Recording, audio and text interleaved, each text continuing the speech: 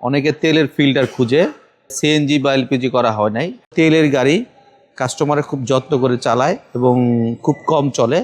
যখন গাড়িটা বেশি রান করার প্রয়োজন হয় তখন আমাদের যারা ইউজার আছে তাদের কস্ট কমানোর জন্য সিএনজি বা এলপিজি করে। গাড়িটা ফিক্স প্রাইস বলে দেওয়ার উদ্দেশ্য এটাই, কারণ যেহেতু এক্সিও ফিল্ডার ব্ল্যাক কালার, এটার অনেক ডিমান্ড, অনেকে ফোন করবে। সুতরাং আমার প্রাইসটা যদি আপনাদের মোটামুটি পছন্দ হয় এই প্রাইজে আমাকে নক করবেন। আসসালামু আলাইকুম, আমি Syed Mohammad Arman, founder of Arman's world. আজকে একটা জনপ্রিয় গাড়ি নিয়ে আসলাম। অনেকে তেলের ফিল্টার খুঁজে, সিএনজি বা এলপিজি করা হয় নাই। এটা 2011 মডেল, 2015 রেজিস্ট্রেশন, অরিজিনালি তেলের গাড়ি এবং ব্ল্যাক কালার গাড়ি কিন্তু আসলে ফিল্টার অ্যাভেলেবেল খুব কম পাওয়া যায়, আমরা খুঁজি কিন্তু পাই না। যাই হোক, আজকে একটা গাড়ি পেয়েছি আরমানস ওয়ার্ল্ডে।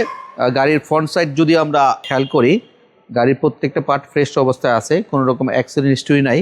যেহেতু সেকেন্ড হ্যান্ড কার, 39 সিরিয়াল, গাড়িটার আপনার রেজিস্ট্রেশন হলো 2015-তে তেলের গাড়ি। সামনের গ্লাস, পরে right side, left side, all over চারিদিকেই কোনো রকম স্ক্র্যাচ নাই। গাড়ির টায়ারগুলো যে অবস্থা আছে অলমোস্ট আপনার 6 থেকে 8 মাস যাবে। ভিতরের সাইডটা যদি দেখাই,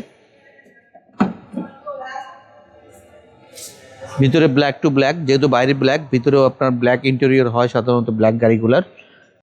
অরিজিনাল ইঞ্জিন, অরিজিনাল গিয়ারবক্স।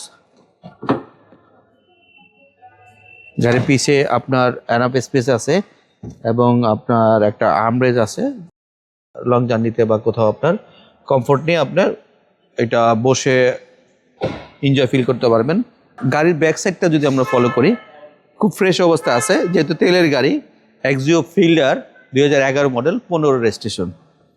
এবং নিচের পার্টটা যদি খুলে দেখাই, আপনার tag holder, liver, spare tyre এবং নিচে যে অরিজিনাল প্রত্যেকটা জিনিস অরিজিনাল অবস্থা আছে। আপনি চাইলে আপনি মন মতো একটা কোনো এক্সপার্ট দিয়ে চেক করে নিতে পারবেন, বা যে কোনো অ্যানালাইজিং সেন্টার থেকে গাড়ি চেক করে নিতে পারবেন। টুকটাক যদি ছোটো কোনো সমস্যা দেখা দেয় ওটা আমি আপনার সলভ করে দিব, আর বড় কোনো প্রবলেম নাই আশা করি।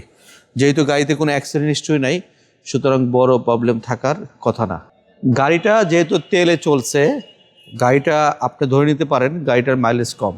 আর সাধারণত তেলের গাড়ি কাস্টমারে খুব যত্ন করে চালায় এবং খুব কম চলে।